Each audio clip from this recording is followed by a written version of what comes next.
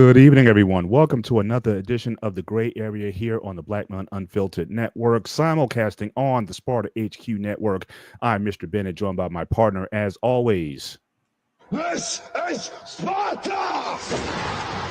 the ghost of Sparta, aka Peter, aka Padiotis. Yasu, my brother, what is going on? What is going on, everybody, on this rainy night? Yeah, they say April showers bring May flowers, but the rain is still coming. So, yeah, definitely it's going to be a very soggy week here up in the Northeast. But still, every season has a reason. So, hey, any day I can get up and just enjoy it, I sort of take it all in. But certainly for all you guys joining us tonight, thank you for joining us. Make sure you hit the like button as you come in tonight. Certainly to the show helps the algorithm on both networks. If you mind hopping over to my man Sparta HQ's network and hitting the like button there really helps us out. Really appreciate the support. And certainly any support that you want to give to us personally. See our Cash App scrolling at the bottom of the screen. You can certainly drop us a Cash App. We much appreciate it. Or consider certainly giving an offering to the Black Man Unfiltered Network. Certainly that would all help us out. But again, good to have you guys with us. As we get into this topic tonight, so I know, me and Pete were just kind of going to ideas. So he just jumped a big load of shows. So, you're going to see a lot of interesting topics that are going to be coming up on the Gray Area in the coming weeks and months. But, Pete, you want to, sort of do a deep dive into this. And so we're going to be talking about this idea of toxic family relationships. And when, is there a point, or at what point do you definitely drop somebody from your life, a family member from your life? And, so that could be a can of worms under itself. And this is something that, certainly I think happens in all families. Certainly we have friends of ours, from African cultures, hey, Catellia is back in the building. Where have you been? Where have you been? We've missed you so much over the last couple of months. I hope you're doing well. Hope your family's doing well. And it is good. My man Eric is in the building tonight. Salute to you, sir. Thank you for joining on with us tonight as well. And Mariana Constantine also in the chat tonight. It's great to see you as well. So, so the folks are here. But again, to Catellia, special shout out to her. Missed you in these streets for a while. And I'm just good. I'm just glad that you're joining us again. You didn't forget about your boys. So again, we appreciate you being here. But yeah, let's get into some of this tonight. Toxic. Before we do that, Paul, I actually want to talk about something that came into my radar this morning. Oh, please go ahead. I had a friend / colleague named Chef Trey. Chef Trey is one of the most wonderful people I ever met. Very educated in food, very educated in his beliefs in God and everything. Mm-hmm. Unfortunately, he was diagnosed recently with 4-stage cancer, colon and lung. He got hit with a double whammy. Wow. So I just want to throw a quick shout out to him. My prayers and everything towards him and his family. He's been through a rough year this year. Absolutely. If anybody can just show a little prayer and keep his family in mind and everything, I would appreciate it, because he's a really close friend of mine, and he's one of my mentors. He was one of my teachers who got me into the chef positions. Before I became a chef, I was just a grunt cook, like we call it in my field. I just want to give him a quick shout out. Yeah, absolutely. Yeah, for sure. That's it's tough. So he's married, children. Married with a 15-year-old daughter. So 15-year-old daughter. Okay. He's been through hell a lot. So I just want to throw a quick shout out to him. He's one of the most wonderful people I ever met. I can't say anything bad about him. I wish I had one bad thing about to say him. I can't. And I remember when me and him first met, we butted heads like freaking rams, and literally just like that. I remember he wanted to do, we used to have a spicy chicken on the menu. He goes, we're going to make it from scratch. I'm like, oh, get fucked. I'm not doing chicken cutlets from scratch. You can kiss my hairy Greek ass. He turned around. He goes, you kiss my freaking hairy black ass. I'm like, what if I was kiss that fucking shit? We're arguing. He's like probably 6'5". He came down. We were nose to nose, Ben, and we're screaming at each other. And next 10 minutes later, like, you want to get a beer later? Like, yeah, sure, why not? We only live like 10 minutes away, and we're about 45 minutes of work. So it was just a great experience to work with him. It broke my heart when I got that news today. Yeah. Definitely. Again, thoughts would be certainly with him as he goes through this difficult time. And certainly for that family who's going to, certainly bear the brunt of it, especially when, when you have, there's no good time to, certainly lose a parent. I don't care if the parent's 90 and you're 70. It's certainly it's never good. It's never a good time. And but you know, What certainly, amazes me with him right now, he's always been a fighter. This guy, he's always a fighter. But one thing he did tell me was, I laughed at it when I heard what motivates him. It's my language. Seriously, was he sees my mom fighting this cancer for 5 years, Mhm. off and on, comes and goes, comes and goes. That motivates him. He said, Yeah. and Yeah. that, it took me a little bit of shocker. Like, my mom, really? I'm like, okay, I'll take it. I'll take it in a day of the week. Well, you never know who's watching you. You know what I mean? So in your example, you think, you know, no one cares, no one's looking, but, you know, you have no idea, you know, who you're inspiring, you know, just by your lifestyle and whatnot. So again, even the things that you do privately, people are watching. So, you know, certainly the fact that your mom is, you know, tough cookie and she's, you know, she's going through the battle herself. Oh, you that, met her. You know how she is. Oh, yes, yes, very much so. Very much so. Can's going to have a big fight on his hands. Certainly trying to take her out. So you know, be careful with the battles that you wish for. But certainly, but yeah, definitely shout out to your friend, and you know, certainly wishing him nothing but the best in the months to come. So, but yeah, but I know you had brought up this topic when it comes to family members. So I just want to, you know, just kind of, so I'll just ask you, what was your motivation, inspiration for this, for this topic? I know you talked about, you know, just issues you have with your family in the past, not necessarily your immediate circle, but certainly, you know, extended family members and whatnot. I know when you and your mom had some struggles and difficulties, but you know, certainly, you know, you can certainly, you know, set the level, set the show. Yeah, I want to set And the we stage. take the conversation from there for sure. I know I had spoken about this before. I'm going to bring it up once again. A few years ago, obviously, my mom was diagnosed with stage 3 colon cancer. When I needed support, not financially, not someone to take her to chemo, just a hearing aid, a hug, or somebody to cry, I was told to get fucked pretty much. Mm. And he was supposed to be, we used to say to each other, joking around, like, not joking around seriously, like, we're more like brothers than cousins. Mhm. Wow. Well, brothers don't abandon you when you're in need. Family doesn't abandon you when you need somebody. Mhm. All because my parents finally separated, and I had literally had to pick and choose who I'm going to take care of at the moment. And at the moment, my mother was in a lot worse condition than my father was. Mhm. And my father is not in a worse condition. He's still functioning. He's still everything. There's the only thing, his legs are all screwed up, and he's going through therapy in a rehab system living. So have them both in here. Literally, I'm going to hear this. I'm not even joking about that. Is my father used to joke around, like, if I piss your mom off, it's going to be World War III / Vietnam Part 2. Mhm. That's how bad they used to fight. And now Right. my mom doesn't want to hear his name. Mhm. Not the name John as much, just his John, my father. Mhm. She hates hearing that name. Mhm. It's boils her blood. Obviously, they had their issues for years and years and years. But when my family is trying to get involved with that, and I told them, like, you guys need to stay the heck out of this. Does not concern nobody but them. The only thing that's concerning you guys is their health. That's it. Mhm. But nobody want to listen to me. They want to get involved because I didn't pick sides, and I did not pick sides. I am the bad son. I'm the horrible cousin. You met me in person, Paul. Mhm. You met me with my mom. Do you really think I'm a bad son to her?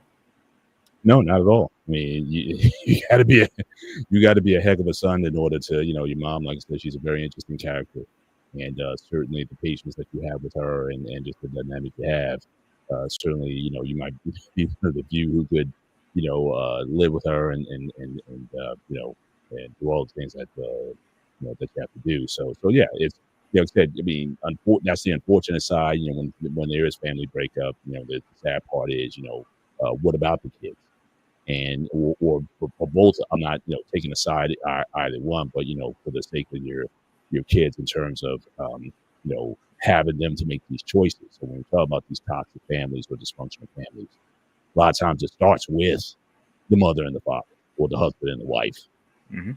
and there's collateral damage, unfortunately, what comes when that core isn't correct, even in communities. Because I know I've heard a lot of talk as of late, as far as certainly village, more communal living versus like the whole idea of the nuclear family seems to be almost like a European type of standard: mother, father, children. But there's a lot of cultures around the world where there's like a village. It's a multi layered. It's cousins. It's other relatives. It's a community that you're not only accountable to, but you're also certainly they give you additional support, especially when you used to have larger families with a lot of kids. But certainly the idea of the sort of the island, the family as an island unto itself, people have called out that in and of itself has some consequences to it, that you don't have that additional support that you need. But in your case, sometimes that can work against you, because again, family members can get into situations when they don't have to, or when they don't Right. need to, and not let people work it out. So that's a judgment call. It's like when does the village or when does the extended family come in? When do you take a step back? None of these things are necessarily exact sciences, but generally speaking, the fact that family members kind of get, on two sides of the of the issue can just be, simply just add more problems to a situation. But again, sometimes you can't help that, like I said, especially when there are kids involved, and especially if there's young children involved, and then you don't look down the line in terms of how does that affect their relationships, certainly down the line. I mean, listen to your mom and dad fight all the time. I mean, you're trying to go to sleep and you're just hearing the constant arguing, the back and forth. Sometimes it's right in front of you. I mean, there's been situations I've seen, physical things in front of children. I mean, the fact that you can get so caught up in your own issues that you neglect the most vulnerable that's in front of you. Not to keep those arguments private, or not to put in a situation where your kids aren't affected by it. So One that, thing yeah. about my parents, towards at least the last several years, no, like the last 20 years, I would say, maybe a little more. My father stayed in New York mostly because he worked in New York. He was a yellow cab driver. Yeah. Then he converted to Uber. It didn't make sense financially to him drive back and forth. He rented a little studio apartment.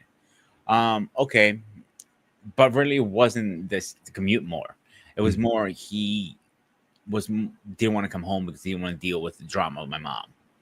And I didn't realize how bad it was till the day that actually say, "That's it, we're done." When I realized, like, yeah, I knew there was sure it's been separated a long time ago, but I didn't expect it was ever going to happen. Yeah, and that's something that a lot of folks, I know my generation, my parents never divorced, even though my parents weren't together since 1970, but they never divorced. And same thing with my wife's parents. That generation was such where you would get separated, but the D word was just like that was like a never sort of thing, even though they had no intention of getting back together. So I think a lot of couples were like, so yeah, I mean, you can be not together and everything, but when you say you're done, or even mention the D word, that's still something that's like a shock to the system, because that typically, that Correct. certainly for older generations, that just didn't happen. And it was a shocker when it happened to me. Excuse me. It was a shocker because I didn't know. And then I found out, I mean, right before all this, my dad getting hurt, my mom's health and everything happened. Like, a year before, he goes, "Yeah, I cheated on your mom because I need to get cheeks." He goes to me, I'm like, "Your mom wasn't giving up to me." And I'm like, so it was a sexless marriage. There were issues. The only good thing I would say about my father to my mom, whatever she asked, she got it. I would care that. Hey, she wanted, groceries from New York, no problem. She needed this, no problem. Not wanted that, no problem. I care for that to the last day they were together. He got her everything. And a lot of those old school relationships were like that as well. You could be in the same house and not talk to one another, but the meal would be at the table, or the lawn would get mowed, or just the duties of the spouse, of the husband or the wife, would still get done, but as far as the intimacy between the couple, that was like, that was like an, sort of a far-fledged thing. But yeah, but that's how it just aligned. The idea of honor and duty and commitment. Certainly, those are things that they practiced very well. Unfortunately, like I said, they couldn't get the other parts, the trust issues, or with the intimacy. They couldn't necessarily get that back together. But yeah, not uncommon for older generations to have that kind of commitment. These days, I can't imagine an X, or even like certainly not a millennial or Zer, still having that level of commitment. Yeah, I'm separated from each other, but I'm still going to do my thing. I mean, that seems to be when people check out, they check all the way out. Like you said, it's a generation thing. But back to my cousins, because I never had a brother and sisters who say, "Hey, I can talk to them or whatever." And I know I said this before. I know it sounds very cheesy what I'm saying, and I don't give a shit, to be honest with you. Is the most people that became more my family is definitely CQ. I mentioned that before. King has more being a family. You guys from the BMU network. I'm not even yourself, BMU, all you guys, and you. Like I said before, I really don't have a family. Anything that ever happened to me, for example, I had to get hospitalized, maybe another kidney stone or something. Maybe I just had a heart attack and I have to be in a hospital. God forbid. You know what I'm saying? Who's gonna watch mom? Who's gonna walk Alex? Who's gonna do this? Who's gonna do that? Nobody. Because yeah, I can call for favors, but most of my favorite friends are not the closest person I have. It's you, Paul. I know how cheesy it is. You're the closest person to me. Everybody else is a minimum 2 hours away. Right. But again, I can't expect you to drop everything you're doing because you have your family, your wife and kids and your dog and everything else you got to do to take care of them. All right. This seems like it's a reunion tonight. We got Alexis from Texas. Haven't seen you in a minute either. How are you been? Good to have you back. So we got Alexis. We got Catellia. This is like a reunion. I mean, it's like the getting the band back together. I love it. Good to see you tonight. Hope everything's well with you, and thanks for hopping on with us tonight. Appreciate you being here. Yeah, I mean, it can be, and that's the thing. I mean, what family should be about, or what the benefit is, again, having that support, the idea of the multi-generation. I mean, I've been thinking about that myself in recent years, about the idea of having the multi-generational household. Now, again, you need a big enough house. Trust me, you've seen the size of my house, but even then, it's too small. Because I'm having the only good thing is I got one graduating this month, and my oldest, she's going to med school in August. So we'll have one less person here for that time, but it's compact, because it's not just having a bedroom; it's having your living space, it's having closet space, it's having certain amenities that you would have if you had your own place. So certainly having a larger multi-unit, multi-family home, and I'm always giving credit to like Latino families. I have a lot in my neighborhood.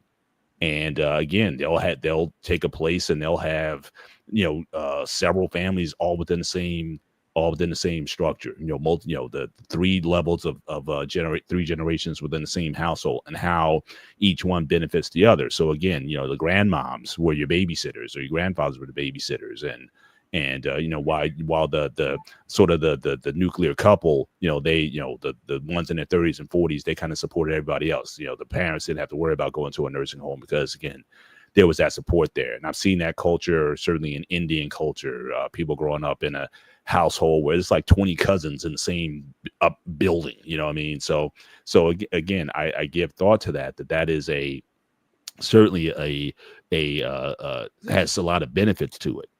But because of the toxicity within families, and because of just the culture itself, in terms of what the culture promotes, this idea of independence, that certainly you get to a certain age, when you graduate college, you get your first job, and once you start making some money, it's almost like the expectation is to move out. And again, I've told my daughters, it's like, look, you guys don't. I recognize it can feel kind of like claustrophobic with all of the the space issues that are here. But I'm not in a hurry to kick them out of the house, especially where we live, where the cost of everything is so exorbitant. that you can stay here as long as you want. I told them that you don't feel that you have to leave on our part. But the idea of having generations in the same home, I think there's so much that could be learned from that, passing down culture, passing down tradition, passing down values, and that's that sense of again togetherness. But I think I think just popular culture preaches this idea of independence and having my own over everything else. It is not to say that, again, certainly there's a time for privacy. There's a time to, stretch your wings and see things and whatnot. But there's just this, prevailing cultural dynamic. But I think, with the economic situations as they're occurring now, we may see a resurgence of that because it's just practical. Would you rather live with 4 roommates, folks that you don't know or whatever, or would you rather live with the family? But I think the culture itself. Remember Friends when that came out? We had friends, we had girlfriends, we had living single. The whole idea of adults, adult women, adult men, sort of cohabitating together in the same space, sort of replaced the idea of family, living with family or whatever. It was better to be in that situation versus being with certainly your own bloodline. So certainly that aspect, certainly over the last 30, 40 years, has certainly, I think, changed the culture to a degree. But hopefully, economics, hopefully, may very well turn people back to that, just out of practicality. That it's rough out here trying to do it on your own unless you're making some serious money. You're right. The only thing I want to backtrack and correct myself on one thing. Actually, Mariana, who's in our chats tonight, she's also been a big support and helped me as much as she can. Again, I can't have her drop everything. I don't expect anybody to drop what they're doing and help me out. Like, that's been selfish and kind of fucked up, let's be honest here. But what you're saying about the living situation, I totally agree with you. I know several people who have they bought big houses for a reason, like yourself, and they have their cousins and or actually their wives, sisters living there, and their brother-in-laws or their cousins or uncles and aunts. I'm like, damn, where you fit everybody? Like, shout out my brother and his wife, his departed wife. They did that for years. I mean, you want to talk about they're probably the biggest example of a dysfunctional, functional home. And what I mean by that is, you go over there. One, you don't know who's going to be there because someone's in, someone moves in, someone moves out. That certain person moves back and someone moves out. Then that person comes back another time. That person's back there again. I mean, it was just like a revolving door of people being in and out of that situation. Sometimes it can be chaotic. But it worked for a long period of time. And for me, the sad part about it was, unfortunately, they had split. But they didn't realize it. I think that whole idea I was trying to convey to them is that your marriage may not look ideal. This isn't the Brady Bunch. This isn't June Cleaver. This isn't some perfect TV family. But it works. And it's worked for so many. And for some reason, they couldn't see necessarily the value in what they were able to offer, what they were able to create, and how, despite their situations, they were better together. But when they did split, everything just kind of fell, in certain ways. And so, so that was to me, that was hard to take, seeing them. But like I said, I never saw a situation like that where, it was just a household that certainly I would go crazy if I had to do that. But for them, I actually respected them so much because there were a lot of people who would have been lost by the wayside if they hadn't stepped in and hadn't provided that kind of environment for people. So I was just always very amazed at what they were able to do for so long. And the other thing, I was like, look, you guys been doing it so long. What else are you going to do? You think you're going to get out here? You had 30 years. You think you're going to get out here and find better at this point? And unfortunately, they found out the hard way. But it was definitely something where, sometimes you just have to accept you know, that this is the lot that you have, as crazy as it is. But again, you guys did a lot for, I think, for each other, and certainly for the extended families that you guys took care of for many years. And I just think we're going to need more of that if we want these families to survive, certainly going forward. So, but the idea of toxicity is certainly something that we need to, you know, we need to deal with, because, you know, it is, you know, is bleeding us in terms of, you know, people not only deciding, and we've talked about this in early shows, deciding whether or not you want to have a family or not. So as you have more people deciding to be childless. I know people who have more dogs than children, you know, fur babies, as they call them. And I love dogs, but, you know, certainly I recognize that they're not, you know, obviously they're not the same thing. And there's a limited, you know, they're limited in terms of what they can do for you. So, but yeah, that's a major, and that's the sad part, is because people are scared to get married now these days, because they're scared of the whole divorce and separation thing, and what do they gonna have to pay out when that day comes. But why are you already dooming a relationship when he hasn't even started? That is the first question I have to everybody out there tonight. And the second thing is, if you don't take a chance in life, you will never know. Good example. You're a great example, Paul, and my buddy CQ. Is you guys both took chances. You were married under what, 10 months was it that you said before? From start to finish for 10 months, yeah. From first date to marriage, the marriage date was 10 months. And that's my point. I'm like, usually most people don't get married that fast. Let's be honest. Mm-hmm. But you took a chance, and you won in the end. Right. And there's nothing wrong with that. Right. Well, I think I certainly think that you know, when you say take a chance, per se, it wasn't just blind chance.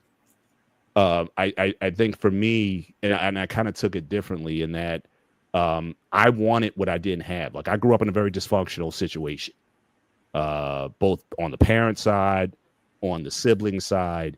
And I even had those ideas myself, as far as, did I want to get married at some point, just knowing and seeing what marriage looked like in my family, my siblings' marriages, and obviously my parents' marriage and whatnot. So I kind of had that kind of perspective also. But I was fortunate enough to, again, see some examples, enough to say that I wanted to do something different than or I wanted to sort of break the cycle of what I was seeing in my family. I wanted a different outcome. Mm-hmm. And so part of it is, again, what you're exposed to. Part of it is you know, what you see, you know, for yourself. And I just saw enough. I'm not saying even that the marriages that I did see that I thought were good ones, that they didn't have their problems, or that they, you know, that they were perfect by any means. But it was enough that I was then inspired to seek a different outcome, especially hearing from some of these folks, the type of marriages that they, you know, the family backgrounds that they came from. They came from dysfunction, alcoholism, and all kind of abandonment issues and things like that. But they decided to switch some things around. And so that was really the catalyst for me, that I want another outcome. Some other people are repelled by that. For me, I was like, you know, I just wanted to change. And that was really at heart of what was driving all the actions that came from that. And so for anybody, I think, you know, I think that's an important piece, that you have to, again, what outcomes are you looking for? And that's why I don't get so much into feelings about, you know, what people feel about a situation. I think at the end of the day, you have to, you know, think about the outcomes that you want. Yeah, it's okay to risk a business plan, have your wealth. But I think that's how you got to take it on also, CJ. And shout out to you for being here. Appreciate you being here tonight. Yeah, I mean, to me, it's a lot of it is just like that, where you have to make strategic risk, smart risk, not have these lofty expectations coming out of it. You know, how much risk are you willing to tolerate? You know, I can have a financial guy come to me and say, "Hey, we got this offer for you, or whatever." But look, if that's above my tolerance, then no, I'm not. You know, putting all my chips in the middle of the table over some deal or whatever. You know what I mean? So So I think that has to go certainly into the calculation. But even then, there's only certain things that you can control. Like I said, my family started out, and again, I get this from the stories that my older siblings told me about what their younger lives were like. It was a very sort of happy, sort of productive, constructive household. My siblings were very close growing up. But again, as my mom's mental illness started to, take more control over her, as my dad's drinking started to, unravel him to a degree, and that toxic mix started to unravel things, it definitely set some things aloof. And then even in their adult relationships, I know I have two sisters, they lived together for several years. They were thick as thieves. And here they are, they both live in the same city and seldom talk to one another. I mean, and I don't even know all that went down. How do you guys go from being besties, they traveled the world together, they did all these things together, to how did it go from what it was to what it is now, which isn't necessarily a positive thing. I have a daughter, she's going out there to visit where they are. And, she kind of indicated that it's like, why are you going to see that sibling? I'm like, I mean, come on. I mean, how often is my daughter in town? She's gonna get a chance to see, to see everybody. But there was just a little, tension there. So it can unravel at any time in the relationship. So you may start out well, or sometimes you can repair it. As you come down the road. I had to do some of that myself. And a lot of that stuff happened out of stuff that was said that didn't, that I guess a lack of communication caused some issues that I had no idea was causing issues. And so a lack of communication caused some rifts that I wasn't even aware of that I had caused, that I had to kind of set right. And I had to kind of level set and explain, what was going on. But I'm kind of still upset at the situation, because the thing is, like, look, you could have come and talked to me about it if it was an issue. But you're going to let all this time go by. So I think a lot of this dysfunction, this toxicity that we're seeing is, again, things are not necessarily on the table. And you let tensions and stress and anxiety and anger and things just build up instead of getting things out on the floor. But as soon as it came up, we kind of squashed the beef. It was just like, it was like that. We were good. But I was still upset. It's like, well, why did it have to be bad? See, me and my cousin spoke after that. It was about property we own in Greece. And the only thing he at first I tried to be casual about it. Hey, what's going on? Yada, yada. Oh, no, so just chilling, dude. Whatever. So I talk and get into it, fine. And I spoke to my mom and tell her, hey, last call, blah, blah, blah. This and this and this. He goes, well, we have some property on one of the islands. And she goes, we're not going to do anything with it. It's property. There's no house on it. Nothing. Let's sell it. If your cousin wants to buy it, this is our number. Text him the number. He goes, where'd you come up with the number? Like, it doesn't matter where I come up with. That's what I want. He goes, that's fine. But I'm not going to go over real estate price, whatever. He's going back and arguing me already. Then he goes, what about the money your mom owns me? What money? So my aunt and my uncle decided to go to Andros to go find the property because they lost, paperwork and all that stuff, right? Okay. And then they dropped this big bill on my mom saying, oh, you got to pay this. I go, I'm not paying your vacation. It's simple as that. I didn't know you guys were going on business or vacation. So get fucked, pretty much. In a little nicer way. Even after my aunt passed away, my uncle passed away, both of my uncles passed away, that he's still saying, I want that money. But newsflash, dipshit, it works completely different in Greece. It doesn't go to the grandkids. It goes to, or your kids. It goes to the last survivor. The last survivor is my mother. Without my mom's permission, nothing can happen. Like, he can try whatever he wants. They went so far, bro. Okay, this is how fucked up the situation is. They actually said my mother was dead. And I'm getting letters and emails from Greek lawyers saying, "Oh, can you please prove your mom's deceased?" I'm like, Yeah. "Deceased." I'm poking her. She goes, "Why are you poking me?" I just got this weird email on my phone that you got this, you're deceased. I'm like, "What the fuck are you talking about?" I showed her. I actually blew her up because she can't see. I had a tablet at the time. She looked at it and goes, "Susan, that son of a bitch. I bet you those are your cousins again at it again." Mhm. And she did a little, CIA work, and she found out it was my cousin. I'm like, of course. Why wouldn't a big family say, to take the easy route before sit down and have a conversation? Okay, we're going to split the property X, Y, Z ways. You get your side, I get my side, you get your side. They call it a day. But nope. Again. Anyway, screw family over. Definitely when it comes to money. I realize that. When it comes to money, forget it. That opens a big can of worms. Yeah. That's a big thing. When a parent, or certainly when a parent dies and the state has, fortunately, my parents, they had very little money at the end of the day. So it was pretty easy. I was kind of like executor and certainly my dad's, and then my sister. In fact, we got an email that my mom, she had this insurance policy, but she had my sister as the possessor of the insurance policy and everything. So I just put it out there to everybody. I said, look, mom's got this policy, and actually I gave it direct to myself. I didn't broadcast it because again, I didn't necessarily want the word to get out until she knew exactly what was going to be happening. And so at the end of the day, because my mom really wasn't paying on the insurance policy, I think that the payout on the policy, it might have been like a face value on the policy was like $20,000, something like that. At the end of the day, she only got $400.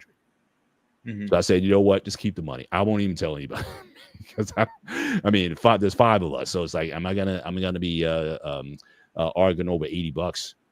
So I said, the fact she had you on there, whatever. I said, just keep the money. I wasn't in any way. Sweat it. Yeah, no, because it wasn't. It wasn't. Obviously, I didn't need it, but again, I just don't get that way when it comes to money, even if it was say $10,000 or whatever. And now let's say if my sister really needed something, I have another. She needed some major things or whatever. I could have maybe suggested, even if we did get a split, I said, look, I'll give my share to you because I understand sort of the situation that you're in. You can use the money again, but I was never going to let money be something that was going to sort of break the bonds with anybody. I mean, I here keep the money. If that's the thing, that's not enough to get me motivated to certainly start acting in ways that is selfish towards everybody else. I'm just not wired that way.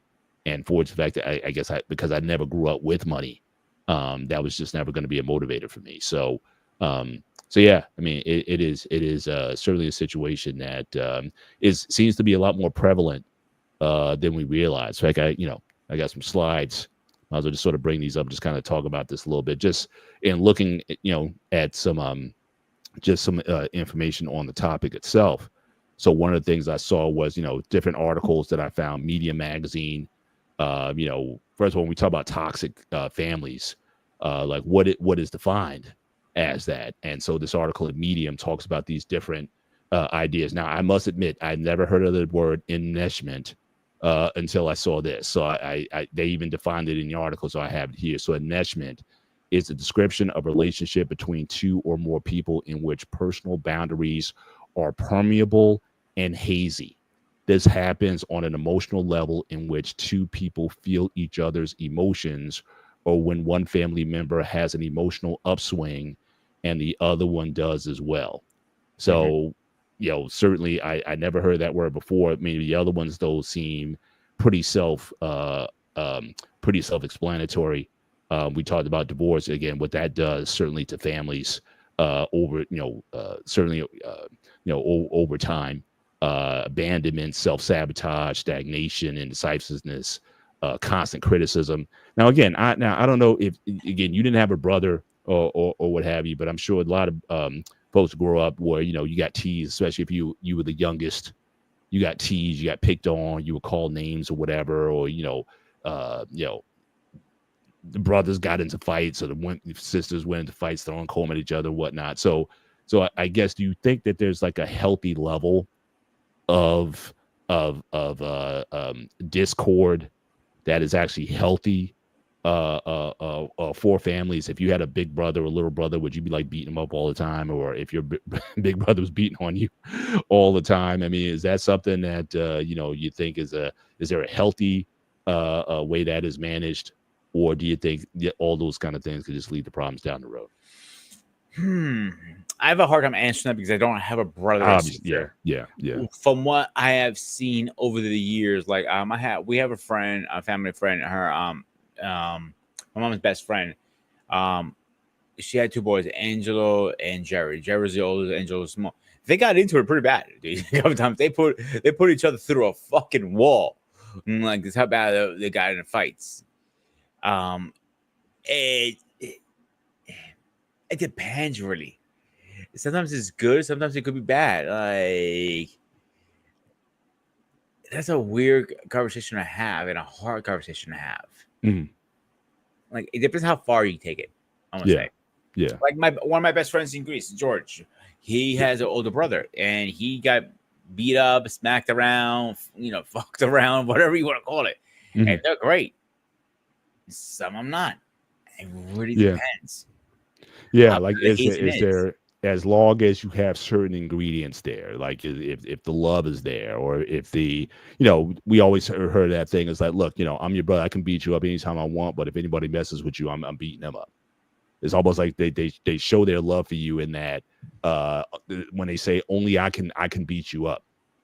It's almost it's like a sign of love. It doesn't feel so in the moment, but it's like, yeah, but when someone's on you and then you see those dogs, it's like, oh man, my brother really does care about your son. I know you're too old to remember the show. Boy Meets World is a great example. I remember the show. Yeah, I watched. Okay, so Cody got used to get picked on a lot.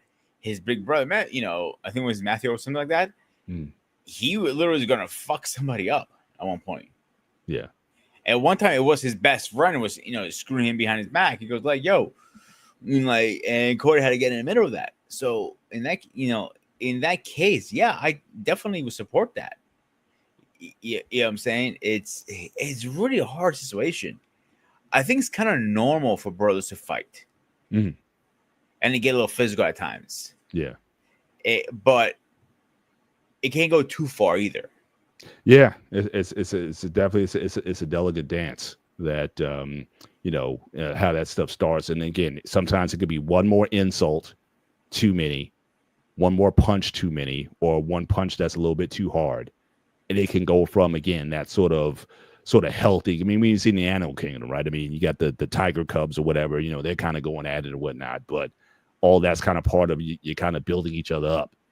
Or the idea of, you need to get toughened up, or if you have a lot of brothers or whatever, they're supposed to toughen you up. So when you go out there, it's like no one should mess with you, that kind of thing. But I guess there's a purpose behind it.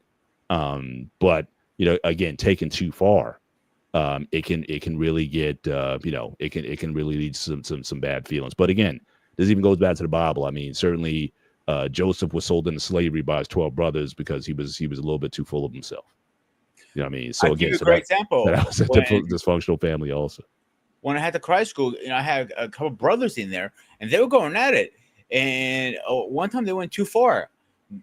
To be honest with you, this is before headgear, so you had to use them. I literally took them by the hair, and I went, "Kung!" and banged their heads together. And are you guys good now? And both they literally started rubbing their heads. Like, why did you do that? I'm like, because you guys are hitting each other way too hard. Do you want me to hit you a little more? Maybe you see how you guys like it? Because I was hitting them together. Literally, I was taking their heads and banging them together like the monkey with the drum set. That's what I was doing. Yeah, and their mother and father was literally looking and laughing and they came in. I told them, in my dojo, I am king in there. I will control everything. I'm God in there too. You do not fucking step foot on my floor because I will come after you next. And they go, fine, as long as they walk away. Okay, we have a perfect agreement then. Here you go. Boing! There you go. That works. Yeah. Sometimes you gotta put two heads together and make them stop thinking with the stupid shit they're doing. Yeah. It's no, and it seems like the issue seems to be growing. Again, there's no hard research on this. There've been a couple studies certainly that have been raised. Here's one. This is a counseling site, McNulty. So they had Mhm. cited some studies that came out, one back in 2019 by this publisher, Narani. The same person had an article in Forbes magazine. Said according to recent statistics, 70 to 80% of Americans consider their families dysfunctional. It has been proven that family connections are fundamental to our emotional and psychological well-being. Then you have another citing by Reed, as pointed out in 2021. Some characteristics of dysfunctional and toxic people may include acting harsh and critical, not showing concern for your feelings or needs, calling you derogatory names. Again, kind of always grew up with that. Refusing to compromise with you on anything, always having to be right, making unfair demands on you, not taking responsibility for their actions, blaming others, rarely saying sorry for something they have done, guilting or lying to get their way, and manipulating or taking advantage of you to gain control to get what they want. So yeah, I mean, these are all things, if they're unchecked, that can certainly lead to problems, and it can happen at any level in relationship. I mean, parents can do this to children. I mean, yes, you could say, yeah, they're your children, but I think there's healthy boundaries there that we have to have with our children, especially as they age.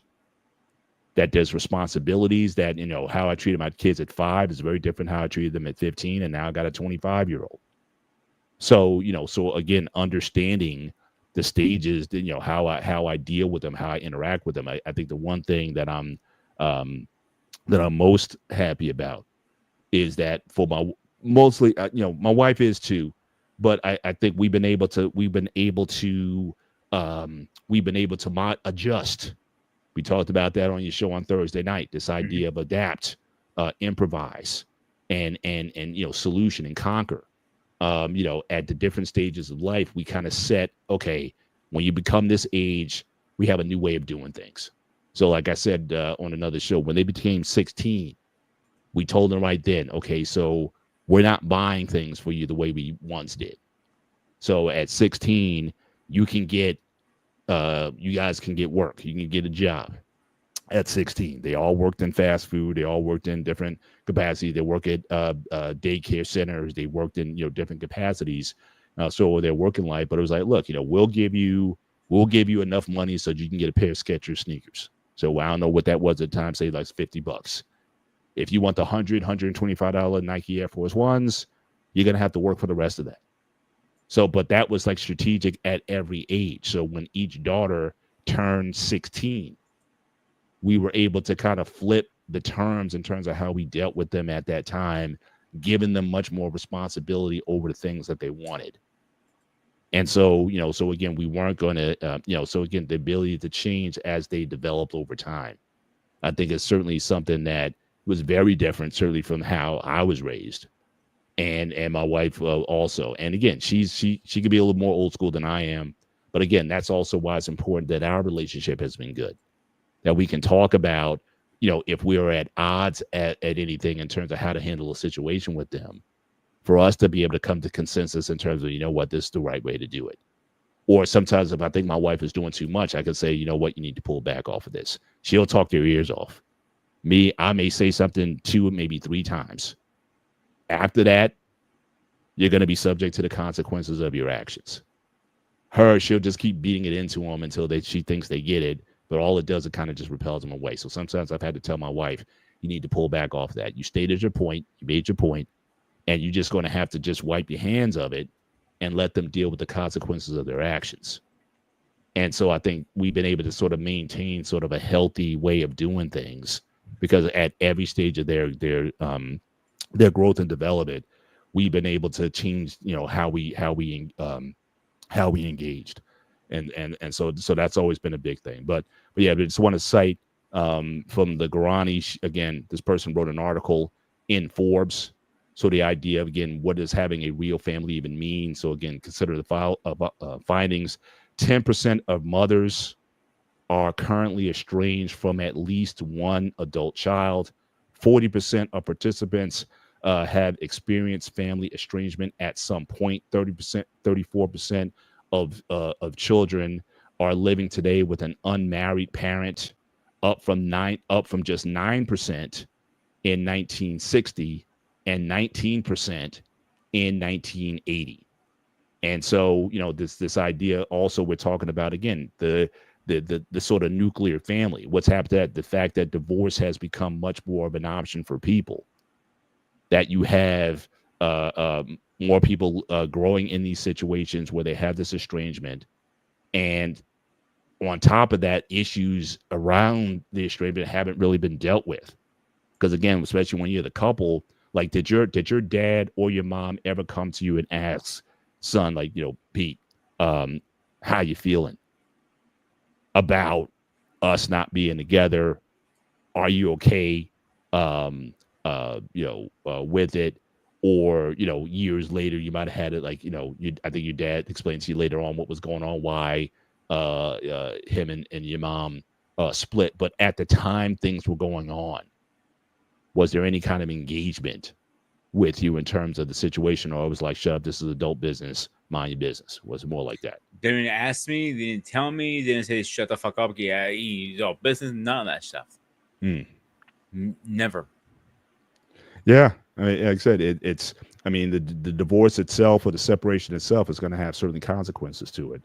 But then again, when you don't look after those who are most vulnerable, like I said, again, the children are the ones that are oftentimes sort of left out, and they're the ones who pay a price one way or another, even in their own ability or inability to form healthy relationships in the future. Like you were saying earlier, I mean, a lot of people today are basically scared of marriage because of the fears of, well, look, if it happened to my parents, it could happen to me. And so why even go down that route? Why risk half of what I have for someone who I may, I got a 50-50 chance of making it with? And so again, certainly these things, certainly can impact well down the road. But I also find the sibling issues also troubling in that. And again, I know you haven't had that experience, but I know one thing that, again, my girls, they rival, they bicker, they fight, they have, certainly they're very different individuals. So certainly there's going to be a lot of quarreling, and there's a lot of, immaturity that, certainly that comes from them. But I think one thing, though, that I tried to do to the best of my ability, I never compared them. So in other words, I never gave, my wife and I, we never gave an opportunity for one to feel like, oh, they do it, they love them more than me, or they care more about their issues than mine, or something to that effect. Like I said, the rules have been fair the entire time. The where it looked like it was dysfunctional was because the age. So like my youngest one, she was always complaining that the older ones got stuff that she didn't, and I always had to tell her, well, how old are you again? And how old were they when they got their stuff? So I was, look, when you turn 12, you get a phone. Now this was just before smartphones were just starting to come out. So you got the flip phone from Verizon or whatever. That's what you're getting. It took a minute before they got iPhones. But again, that was part of the progression. But because, they kind of did everything together, she just thought that she was just entitled to get everything that they got. And so I always had to kind of level set. It's like, look, when your turn is up, you're going to get what that, and probably, especially with technology, you're probably going to have better what they had at the time when they had it. But as far as the comparison thing, I'm fortunate in that we never compared to doing. Why can't you do like the way your sister does? We've tried our best to treat our daughters as the individuals that they are. Like I said, they're all very different. There's very little about them that is similar. And we've tried to raise them that way. In those ways. So yeah, but so the sibling thing. Yeah, go for it. You mentioned this earlier. Did you girls ever get physical yet to the point like you had to rip them apart? Like, yo, you guys need to chill the fuck out. Not that I saw. There were a couple times there might have been a push or a shove here and there. But the idea, let me just address this point. Yeah. It was his father's favorite. Again, no favoritism. So again, this is just part of parents oftentimes, you can cause some of your dysfunction by, again, you don't necessarily treat everybody the same, but you treat everybody fairly. And so when you have favorites or show favoritism towards one over the other, yeah, that is a recipe for disaster. And that's just one thing we just never did. We had standards that we had for them. There's privileges that you get at certain ages and whatnot. We never favored one over the other. We did, we treated every one of them as an individual. But absolutely, that's so. Like I said, I was saying earlier. I mean, the Bible is full of this. Go all the way back, not just about Joseph, but look at the dysfunction between Abraham and Sarah and the mistress Hagar that they brought in, and then the tension between Isaac and Ishmael. Look at that, and then Joseph gets married. He's got two wives, and he's got two handmaidens. Those 12 kids came out of those 4 women. Yeah, you're going to cause some dysfunction when you have that and then play favorites on top of that. So again, if anything, it's a morality tale in terms of how not to be a parent, even though people want to credit them as being the father of the nations and all that kind of stuff. But again, dysfunction from the onset. And so, when you do these things, you're going to have these kind of situations that are going to come up. But as far as physical, no, more verbal.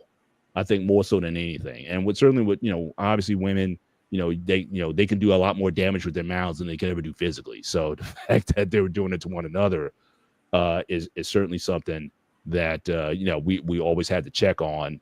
But I was never always here for that. And right now they seem to be at least in a fairly healthy state. Does it get tense sometimes? Yeah, because of the intense personalities that they have. They're always going to have these blow-ups. But, the best you can do is just, again, you can manage that as much as possible. But again, having a fair set of rules and standards by which you go by helps to certainly alleviate or at least to minimize a lot of that those potential issues. Okay. They kind of answered my question in a way. Yeah.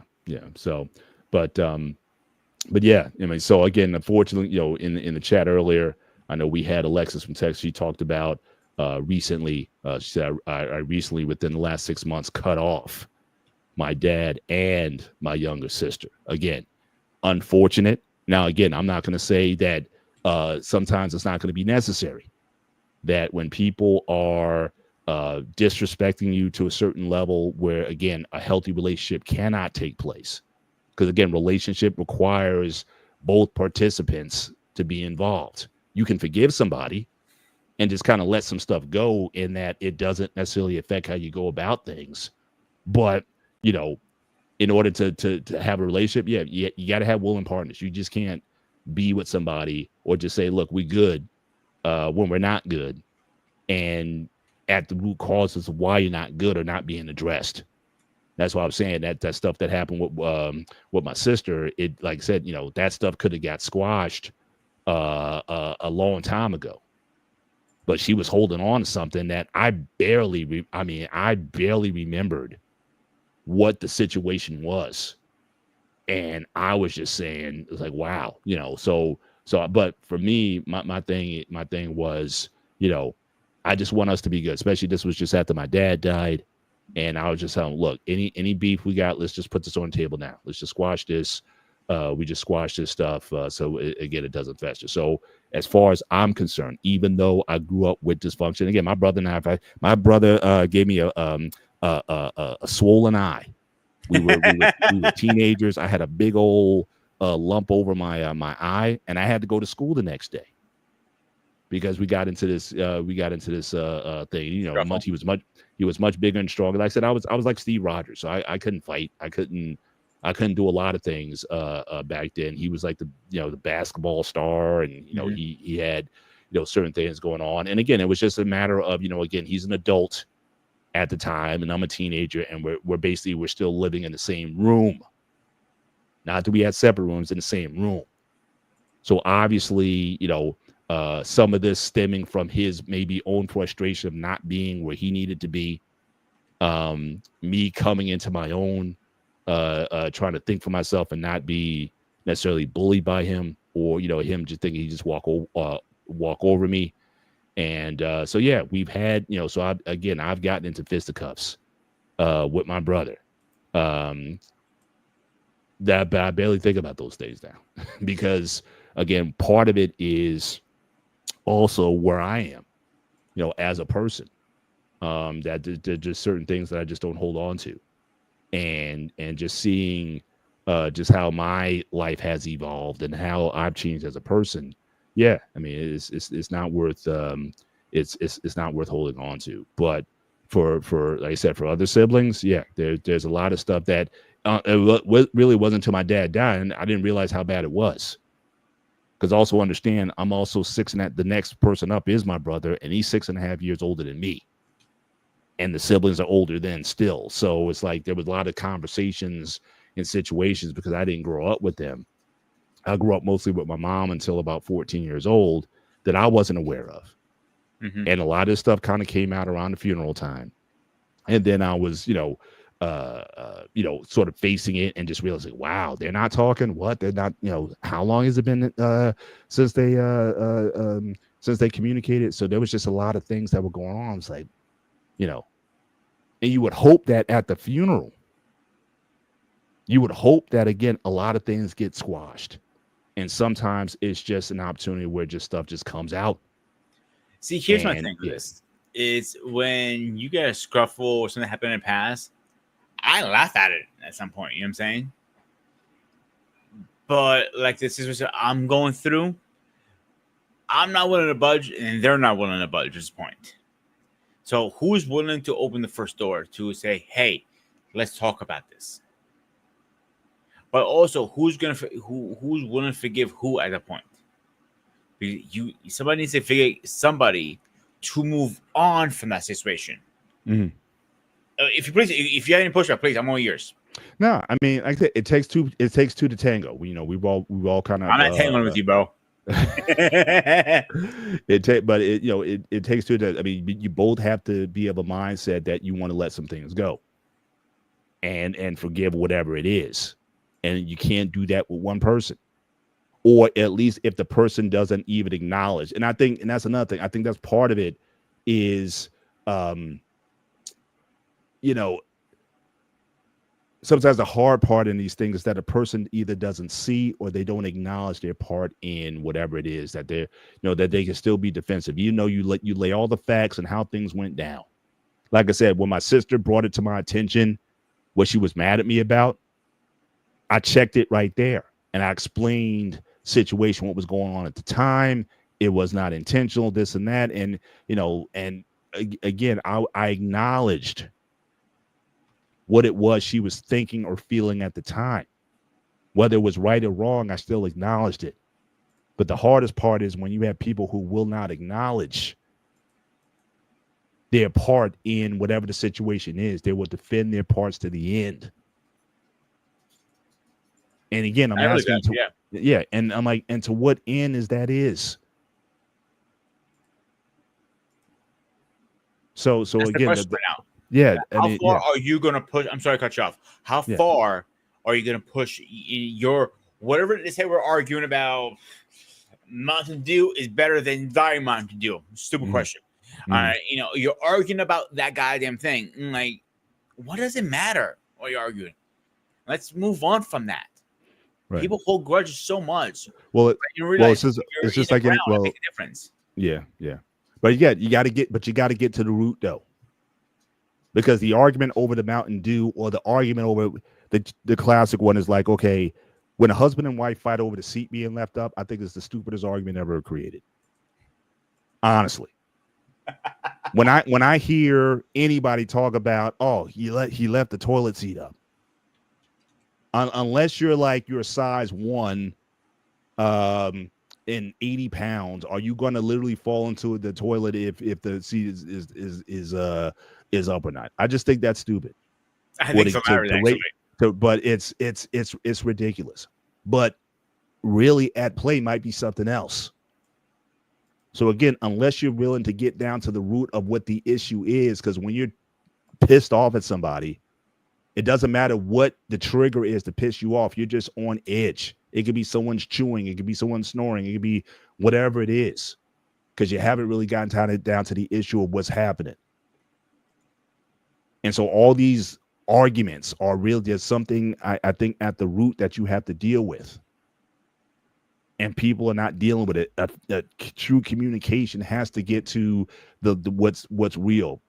Shout out to R. Payne being in the building tonight. I do want to address this question. How do you define cutoff? There's layers to it, but again, even in the build up to the build up to the dysfunction, I think there's layers to it. And it is. And you add layers the longer things don't get addressed. So again, just like in marriage, I think you have to have, I mean, one thing my wife and I, we had to do over time.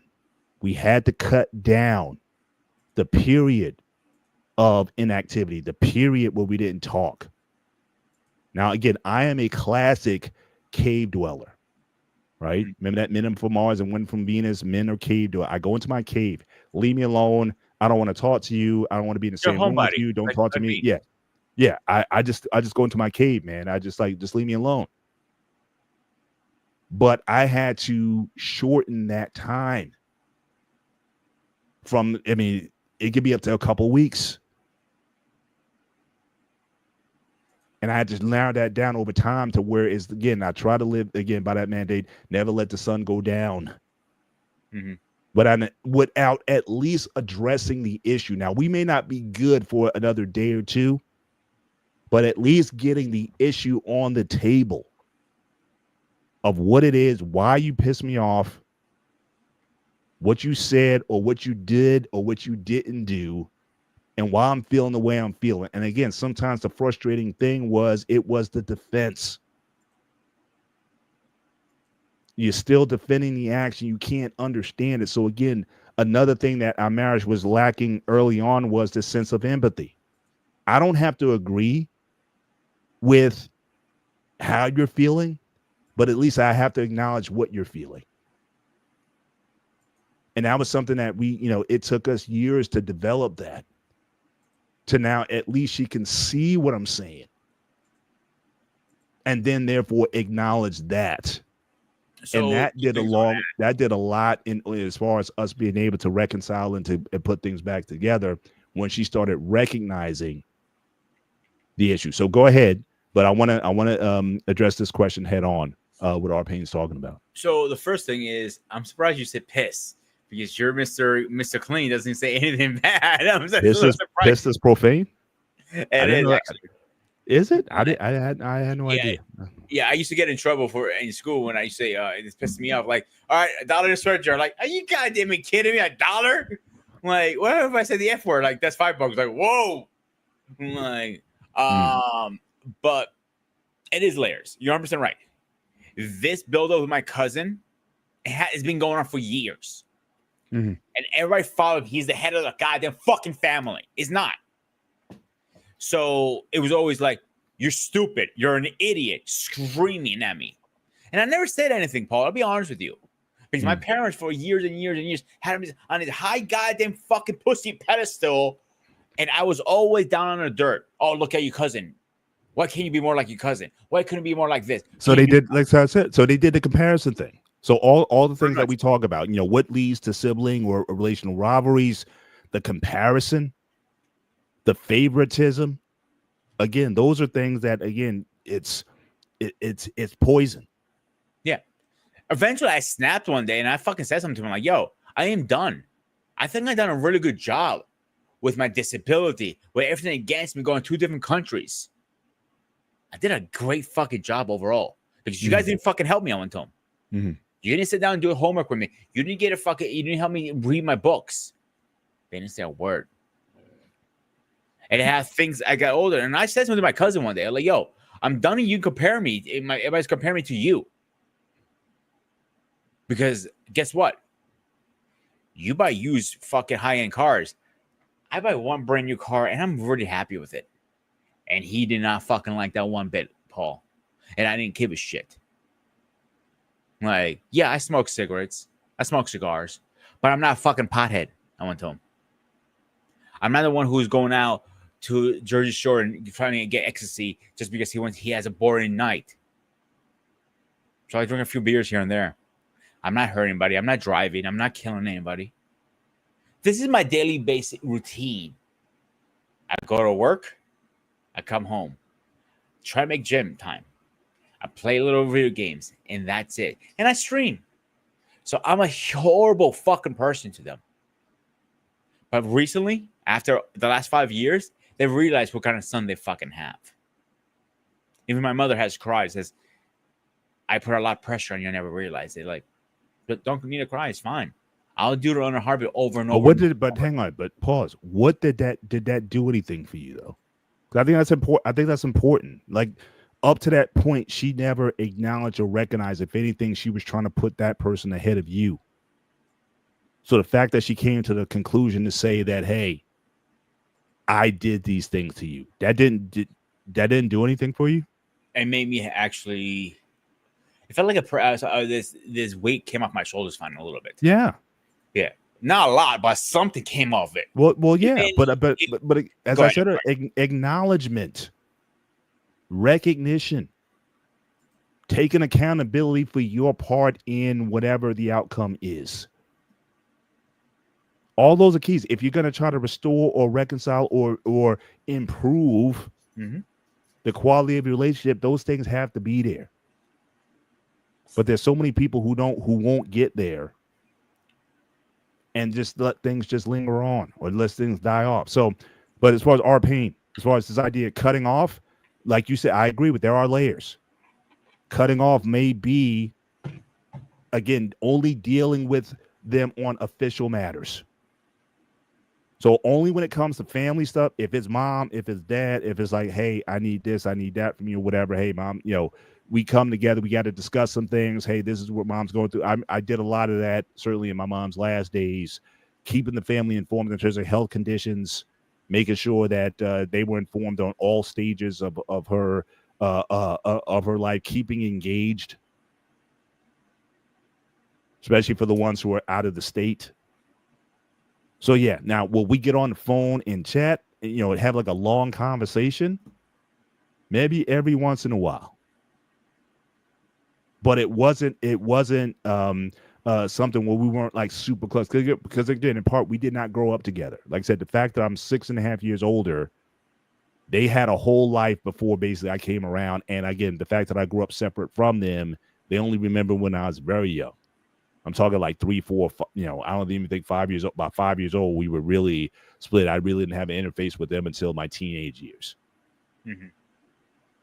So yeah, so sometimes it's going to be that you just deal. It's like a business thing. Anything with the family, hey, I'm all in. I don't care what you said or what you did or whatever. Whatever. This is about mom and dad. So I need you to have this information. Now, what you do with it is on you. But I have a responsibility. And then, keep in mind, I'm the youngest. In traditional family, the oldest is supposed to be the one who's responsible for everybody. But in this case, leadership got transferred to me, part of it out of people just exiting themselves out of the responsibility. Basically saying, look, I don't want it. Or I can't be here to do it. Well, I just don't have the capacity to do it. So I almost became the leader by default. But then once it got established that, yeah, I'm the guy. Then when it came to there, and again, especially when my father passed, I made almost like a vow to myself that I will be as good a sibling as I can be to my other siblings, regardless of what feelings I might have had, what I had for my brother. At the time, I was just going to be just a great sibling to them out of respect for my dad. And I've been able to pull that off. I've been able to earn, in a lot of respects, their trust in terms of making decisions, especially when it came to my mom. And so we were able to do that. But again, so there's a business. Some you just stop talking to. If you don't think, obviously, if you can't be in the same room with them without an argument popping off, then yeah, but that would be in any situation. If you husband and wife, if y'all can't be in the same room without starting an argument, then yeah, y'all need to be separate for a while. But I don't think for me though, where I don't think cutoff is And again, not everyone's going to agree with me on this. I don't think cutoff would be to this point where if God forbid something happened to them and I had an ability to step in and be of service to that situation, that I wouldn't do it. I mean, you would have to be talking about some unspeakable things in order for that not to happen. So if I was on bad terms with my sister or my brother, and let's say they died, I would still make sure that they got a proper burial. Same thing. My mom, again, the relationship I had with my mom over the years was such where I just, for a lot, it would have took a lot of people out. It took me a long time to get over a lot of that dysfunction. But there was no way I was not going to make sure that she was cared for in her latter years and that she didn't get what she, expected when it came to burial and all those things. I was going to make sure that was taken care of. So again, my relationship with my mom, it wasn't intimate. It was very businesslike. So again, when it came to doctor's visits, when it came to social services, when it came to all matters, I was her representative. I was her representative payee. I was her power of attorney. I was all those things. And regardless of what angst I might have had based on the relationship I had with her growing up, I was going to do those things in part because of my religious faith. So again, scripture says, honor your mother and father, so that your days may be long in the land that the Lord your God has given you. It didn't say you had to like them. Good point. But I still had to honor them. So I was gonna be about the business of honoring them, though I didn't have to sit down. I don't drink, but I didn't have the proverbial sit down and have a beer with my dad in order to make sure he was taken care of, that his affairs weren't in order. So again, it would have to be something like to such an egregious point to talk about no contact, no connection. Even when they pass, it's like, look, they're dead to me. To get to that level of separation, for me personally. Now, again, for some people, you may have it that bad. Your parents may have done something to you that egregious, and you just can't bring yourself to come to that conclusion. So again, I'm not judging anybody. How you deal with, I'm not saying, yeah, you need to go call your mama up and make up with her, whatever. What if mom treated you badly? If anything, you still need to do the work on your own sanity. It's funny you say that, Paul, because a few years ago, I don't know if you remember when we first met, I was taking therapy. So even my therapist said, like, the way your parents are treating you over the years, it was actually hurting you than trying to make you better. So it took time for me. And I'm still not 100% there. At least with my father, I'm not. With my mother, I have good moments and bad moments. It depends if we're trying to kill each other or not. That's a whole different conversation. But it took a third party who did not even know me. I'm not saying she was a great therapist in the world. I will say that. But she was able to recognize one of my issues, the way I am, is the way my father treated me over the years. Putting other people in front of me and everything. And now they're finally putting me up front. I'm like, yeah. Maybe 39 years too late, but I'll accept it. Mm-hmm. Because I don't hold grudges. I forgive people. Mm-hmm. Because doesn't the Bible say we need to forgive everybody? Oh, absolutely. But it's hard. It's hard to forgive, certainly when you're in the moment. Oh, yeah. And course. Definitely if you don't think you're winning. I think one thing I think that's kind of common with the both of us, in a lot of ways, when we grew up, we were kind of last, or we were looked at as last. But now in this time, given time, it seems like we kind of came out on front. So yeah, it's a little easier to forgive when you've won. But what if you were position where you are? What if you were strung out? What if you had addictions? And I mean, you may have addictions now with cigarettes and everything. I would like you as a brother. I would like you to stop that. I'm just saying, but I mean, like the hard stuff. You know what I mean? Or you were just doing behaviors and actions that were self-destructive. Honestly, let's talk about that for 1 second with the drug thing. Because I have family members who do other, like weed and blow and all that stuff. I never wanted to because it scared the shit out of me all my years. I'll be honest with everybody. Never wanted to even start with weed because, technically weed they call it the gateway drug, and that scared the shit out of me. Have I tried weed? Of course I did. I'm not a fucking little angel here. Let's be straight up here, everybody. But didn't do shit to me. Didn't feel any certain way. Should I quit smoking again? Yes, you're right, Paul. Going through some stress right now. Once I get those situated, next year this time, I'll be shaking your hand as smoke-free hand, man. And when I say something, I mean it. I'll look forward to it. But drugs always scare the fuck out of me. Call me a pussy. Call me whatever you want to call me. I don't give a shit. Never feel like doing it. But I'm a very few people who can say I have a clean record. Never got caught with DWI. Never did anything like that. So I think that's kudos for me. Mm-hmm. But go ahead, finish what you're going to say. I'm sorry. Yeah.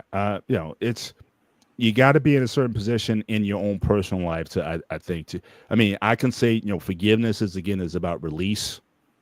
It doesn't mean that your relationship is good.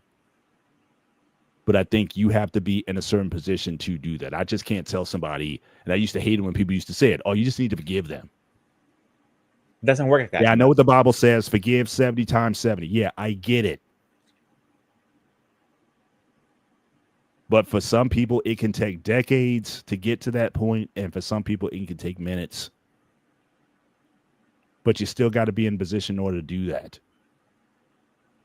And I can't put a timetable because, again, I don't know your trauma. I don't know your journey. I don't know what happened. You can, if I set time with anybody, they can give me a laundry list of what their parents did to them, or what their brother did to them, or what their sister did to them, or what their grandmother did to them, what their wife did to them. I am not going to sit here and say, well, I don't care. It doesn't matter what they did. You need to get over that. I'm not going to be flippant like that. But at whatever point you decide to do that, I do think there's benefit to it. But when that's going to happen in your life,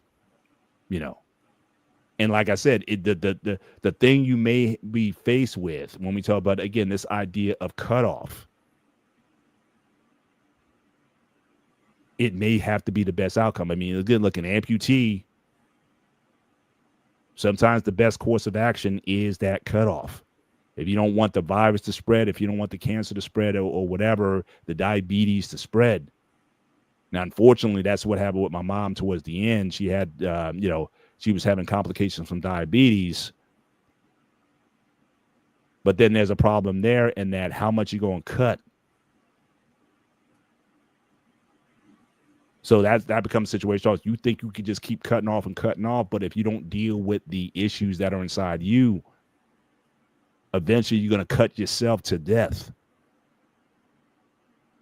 So there has to be a reckoning inside with you in terms of how you deal with the situation, and just ghosting everybody or erasing them from your phone or from your social media or for whatever it is still may not give you the solace that you're looking for.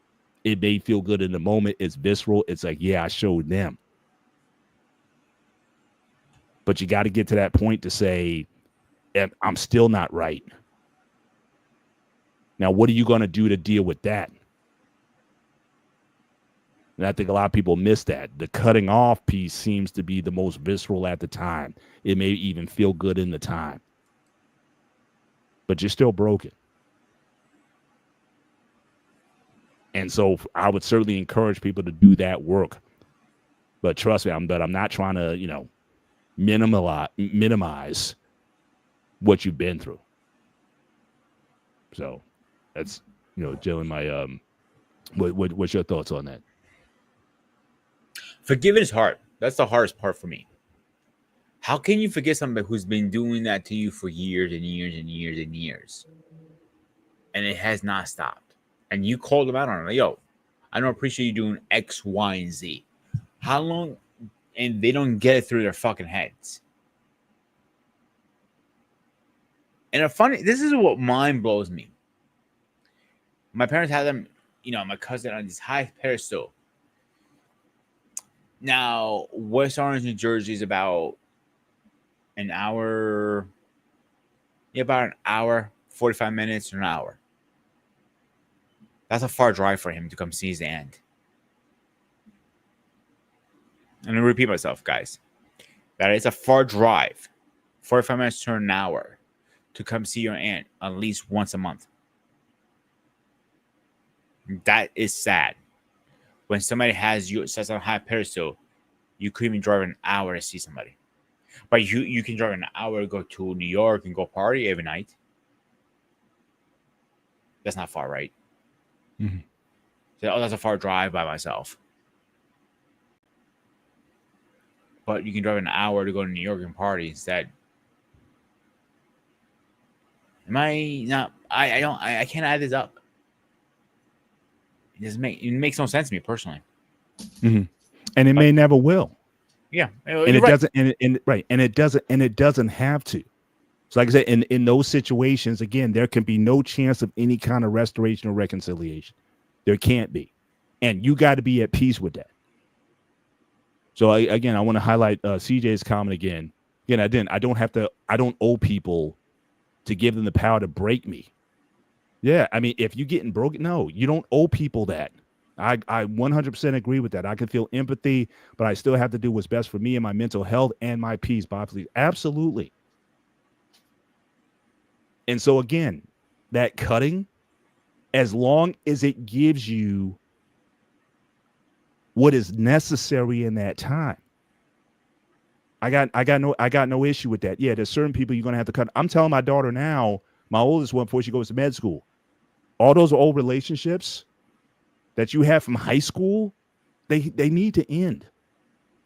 Because the problem is with a lot of these girls, they never grew up. They still doing high school stuff. Y'all grown women. Some of y'all should be married by now. And I'm telling my daughter, it's like, look, you need to get into upper rooms, better women who are about something. Get them around some 30, 28, 29, 30-year-old women who are trying to be about something. But I mean, I'm like, y'all, but she didn't necessarily want to let go of a lot of that stuff because it's like, but I've known her for so long. And there's a big popper. And now my wife, now she's on this a lot more than I am. Like I said earlier, my wife, she will beat the point into their heads until they get sick of it. My thing is just watch.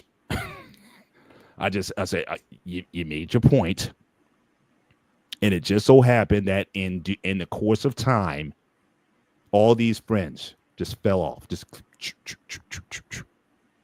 because she then started to recognize and understand that, hey, these folks aren't good for me. I'll be honest with you, Paul, and you can tell your daughter I said this, and I want you to rewind this, and hopefully she does listen to this. All my friends from high school, I talked to zero of them. I don't even bump into them in the store. Once in a blue moon, I might see a like in one of my pictures. And when they posted pictures recently, like they're still doing the same thing they were doing back in high school, sitting around, smoking a joint or cigarettes, getting drunk, doing nothing with their lives. So I upgraded, and I feel like in your life you're gonna have go through phases with your friends. Phase 1, you can be high school. Phase 2, a different type of friendship, college or whatever. Then the third phase is going to be more something else, a fourth phase and a fifth phase. I think there are going to be levels of friendship to something who knows to what. Yeah. So her friends, or even my friends, your friends, whoever friends, eventually you're going to figure it out. You got to cut them off. Yeah. People don't grow up sometimes. Well, some people cut themselves out. You know what I Yeah, mean? I mean, they just fall off because it's like, the behaviors that you're tolerating. But again, some people learn from wisdom, some people learn from experience, some people learn from consequence. As a father, I am not above them letting my daughters learn from consequence. I'll be there for them. Look, I'm not gonna you ain't gonna fall. No one's gonna come messing with you. You know what I mean? But certain things, nah. I was like, that's not happening. But I gotta let them fall sometimes, and I gotta let them figure some things out. So I'm glad actually she's going outside of the country. I'm glad about that. She would learn a lot more of that. Yeah, so she's going to be in a new world, But again, different people. Guyana. I'm sorry, Grenada. I'm sorry, Grenada. Okay. Yeah. The reason I said obey because it's gonna be a culture shock for her over there. Anywhere she goes, it can be a culture shock. Let it be. And like I said, I have never been afraid to let my girls go out there and explore, see the world. Now again, nothing stupid. That's the one thing I tell them. The only thing I tell them when they go out the house, I say, what do I say? They said, don't do anything stupid. And for the most part, they have accepted and adopted that. But again, if they're going to be, from a spiritual perspective, if they're going to be what God wants them to be, then I gotta let them go. I gotta let them again go out there. But again, you train up a child in the way they should go. When they grow old, they won't depart from it. So I'm hoping what I put into them, hopefully, is going to pay dividends down the line. And it seems like it's starting to pay dividends now.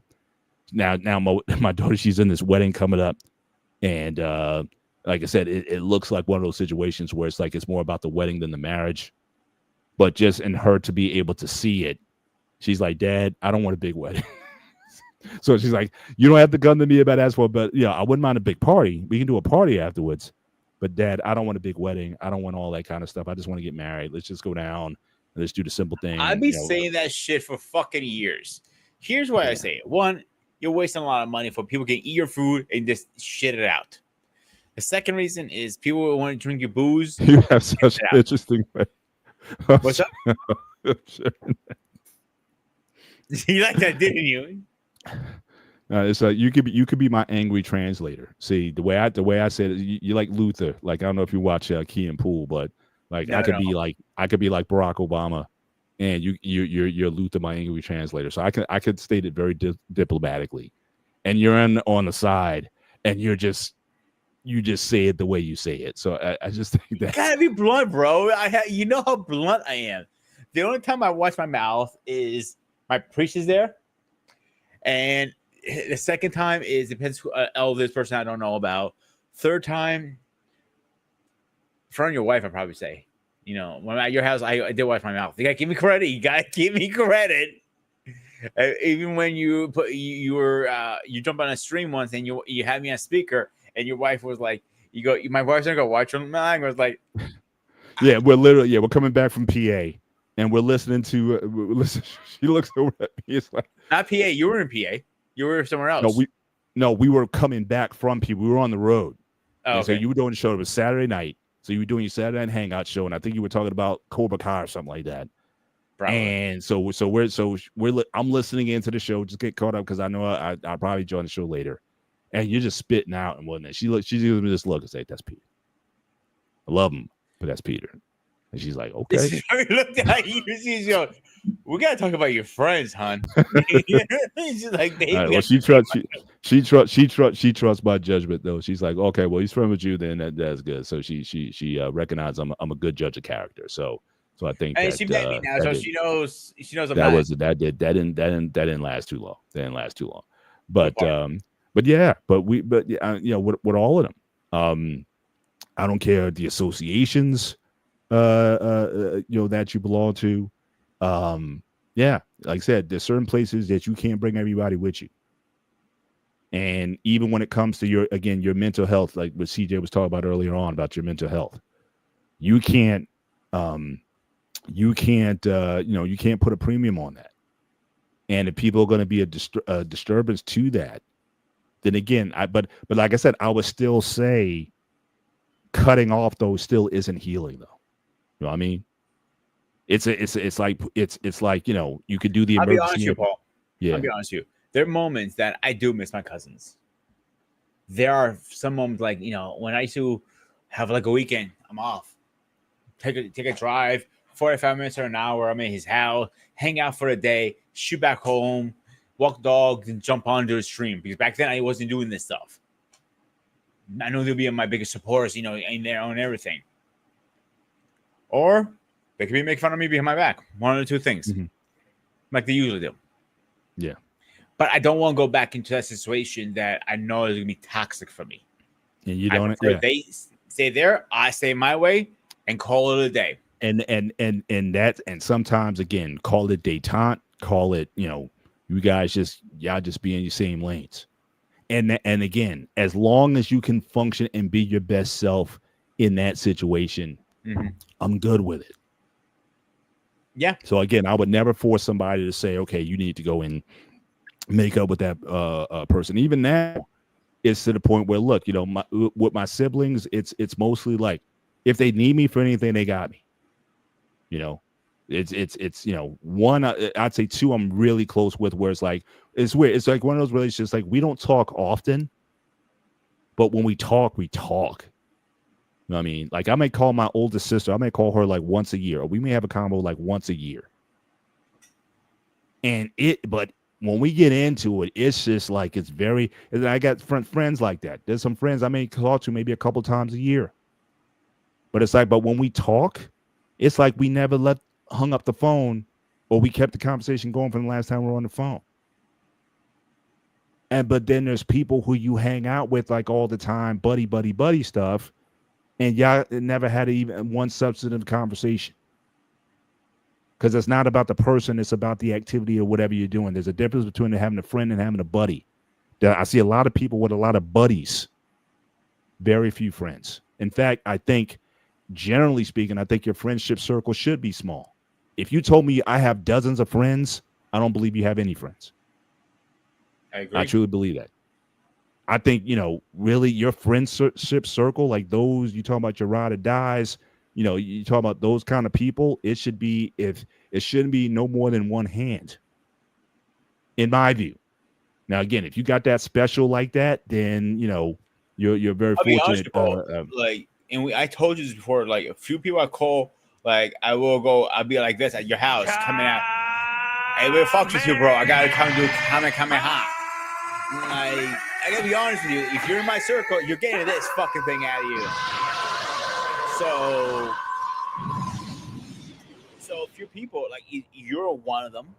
CQ's definitely one of them. My King, my boy George, my boy Dimitri. There's only a few I can name.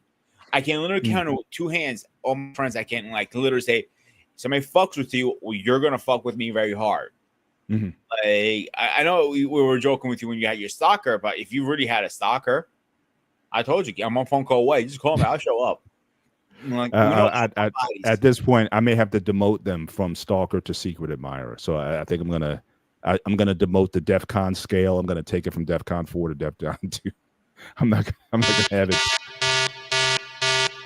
I'm not gonna have that high. I would just say just an admirer. No shooting guns for you yet?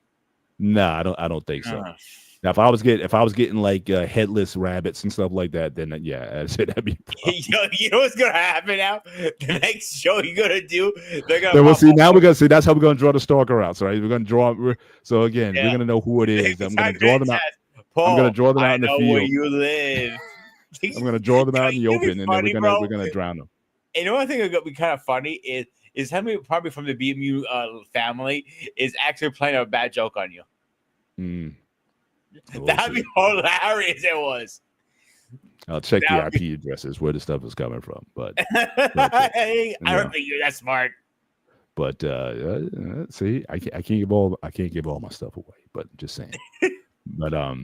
but yeah, man. I mean, it's yeah. So I mean, yeah. I think again the absolute cutoff of a person. I'm good with it as long as you're better off. You're whole. I mean, it's to me, because it's not enough just to stop the bleeding. You got to heal. And there's a lot of people who have stopped the bleeding, but they're not whole. Now, again, that could be a spiritual exercise. Certainly as Christians, the idea of there's a difference between being healed and being being made whole. Because wholeness, I think, is a total being. It's a mental, physical, spiritual thing that a person has to come to. And again, that takes time and that takes intention when you do those things. But yeah, definitely stop the bleeding. If you're getting, constantly cut it off. But don't neglect the work or think that it's over when you do that cutoff. Because again, especially if you've given a lot of yourself, again, these relationships that were so intimate at certain times, and now you just feel a certain way or whatever about that person. It's just not a good place to be in. And you can see it and you can feel it in the people. Yes, the people they're buried. They're literally dead and buried.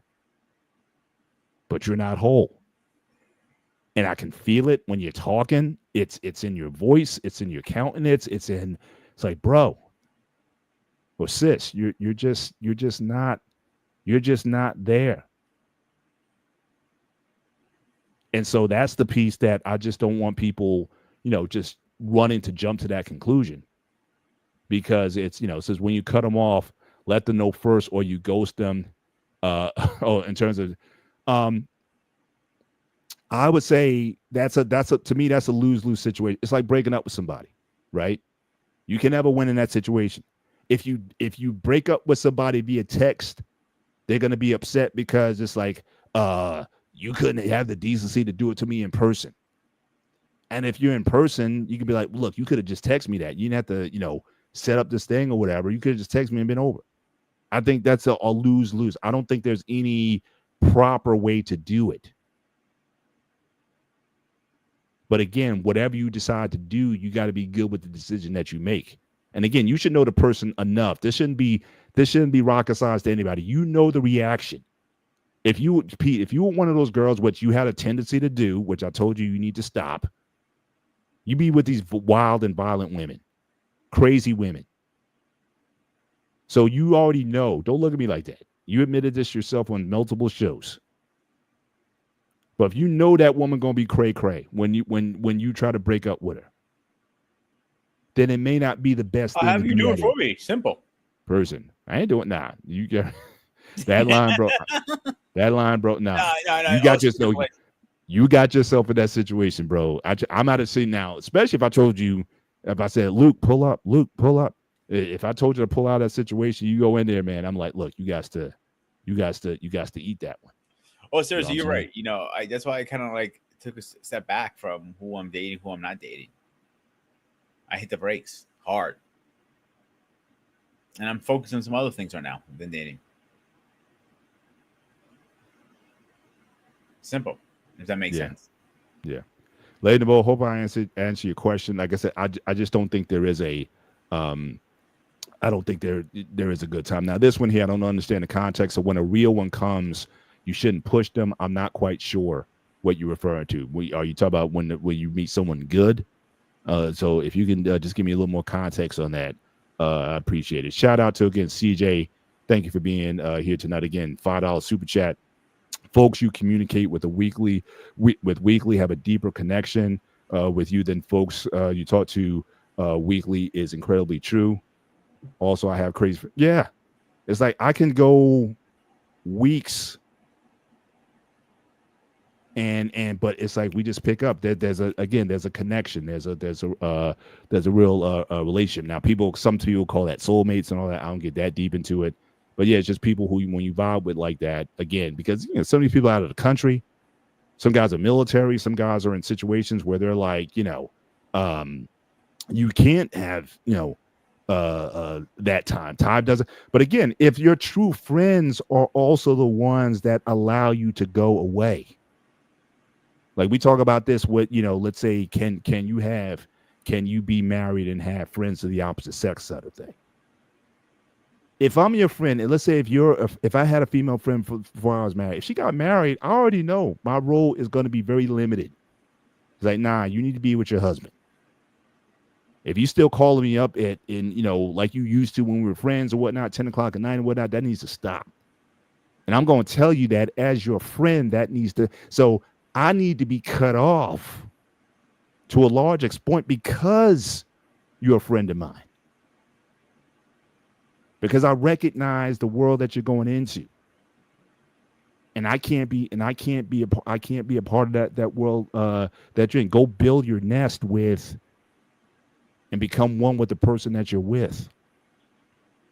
And if we do get together, it's got to be in a very public setting. If you have a cookout or something like that, hopefully I'm with somebody at that time. And yeah, you want to invite us over for for the cookout or the whatever it is that you're doing or whatever. Fine, sure, I'll show up, but I don't need to be talking to you 10 and 11 o'clock at night. What you call me for? I'm going to tell you that when I tell it to you. I give a good example. Yeah. Paul, like I have, King Smith, for example. I have Michelle's number. I only reached out to her one time because he was going through hardship. I wanted to make sure that my boy is okay. You know what I'm saying? Except that I don't have to reach out to her. She reached out to me once before that too. She was asking me about, if she wanted to get him a beer product as a Christmas present.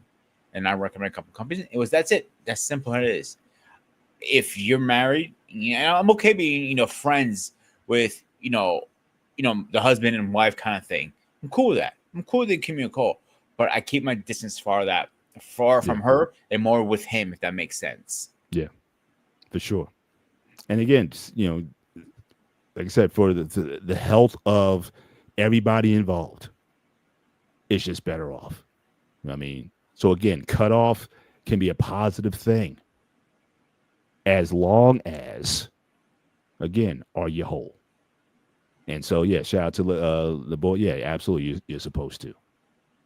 And so, so with that, but it's unfortunate. And again, we're not talking about just an American thing, like I said. Especially, I would think it'd be harder, at least from my observation. This stuff seems to be harder, or at least different, in other cultures, like especially like long sort of traditional cultures, because again, you got other things to worry about, right? In African cultures, you got whether or not you're the firstborn son, you got tribal stuff you got to deal with. In Indian culture, you got caste systems that you got to deal with. I mean, there's so many expectations that are put upon people when it comes to what that society demands of you, and the cutoff there. Now, you want to talk about cutoff. If you marry outside the culture, you're cut off.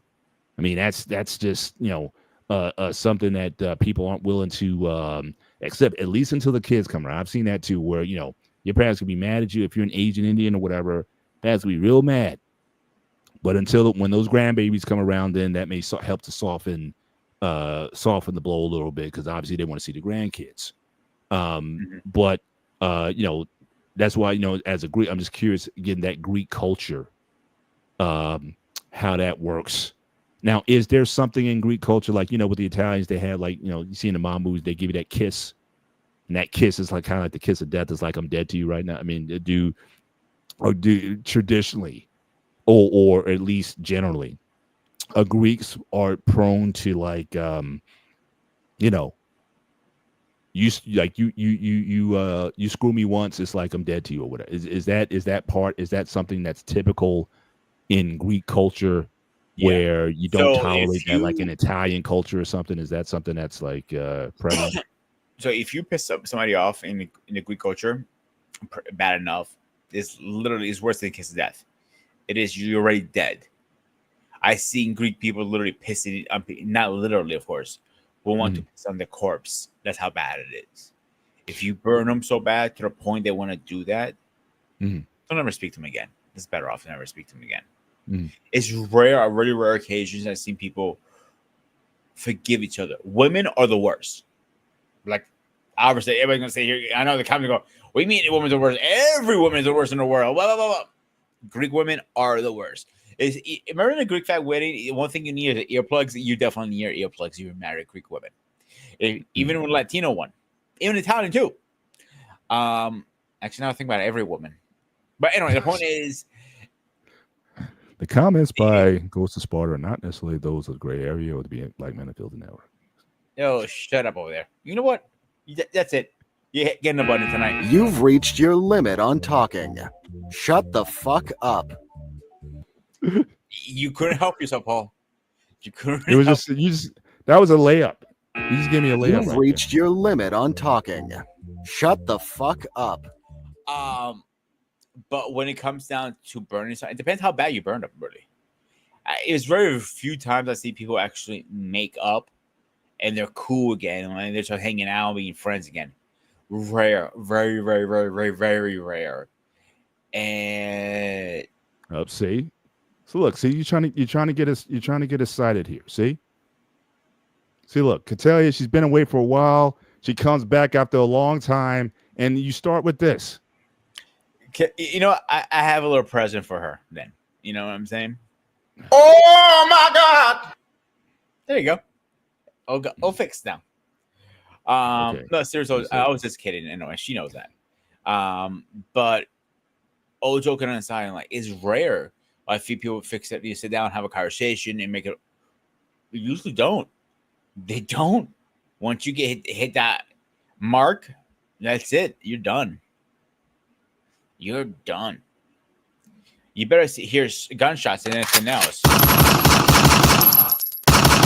Understand, but is that like I said, is that a cultural thing more so? Because again, I mean, obviously anybody can be done depending on what the offense is, but are Greeks just culturally less forgiving when it comes to certain things? So it's just like, you know, that whole "I'm dead to you" kind of thing. I don't see that. I don't see that as a cultural thing in America as much. Yes, as there's dysfunction, absolutely, all those kind of things, but it tends to be more specific, but or to the personality as of the person. But as a culture, do you see Greeks? It's like, you know, you cross a Greek, it's like, oh man, it's done more so compared to Americans, since you have the experience of both. I don't think it's a culture thing. Like I said, I think it's more a what's the word I'm looking for? A person thing. I don't think it's a culture thing. I don't think it's a Latino thing. I don't think it's a black thing. I don't think it's a Mexican thing. I don't think it's a Russian. I think it's a person thing in general. And like, let me ask you a question: if somebody crossed you the wrong way, they're done with you, right? Not necessarily. Again, it depends on the relationship. It depends on how long they've known me. Also, again, what is their act of repentance? If they come to me sincerely and apologize and take ownership of the actions that they took, can we get past this? And again, I'm obligated. Again, a lot of people wouldn't say that, but again, I'm to forgive 70 times 7. If a relationship can be restored, and if a person's willing, generally I'm the type of person I will give you an opportunity. I'm not just one to just say, like, you know, I just kind of just shut you off. Obviously circumstances change, situations, things happen, you know, as long as that can be explained, be like, all right, we can get past. But again, you got to do the work though, in terms of extending that olive branch. Yeah. And if you don't do those things, then I have no reason to. So again, you know, situational, but I'm typically not a you burn me, I'm done with you type of person, unless I just get a vibe from you that you just never cared to begin with or whatever. I mean, I'm pretty good at kind of sensing when something's a sincere mistake and when things are repeated.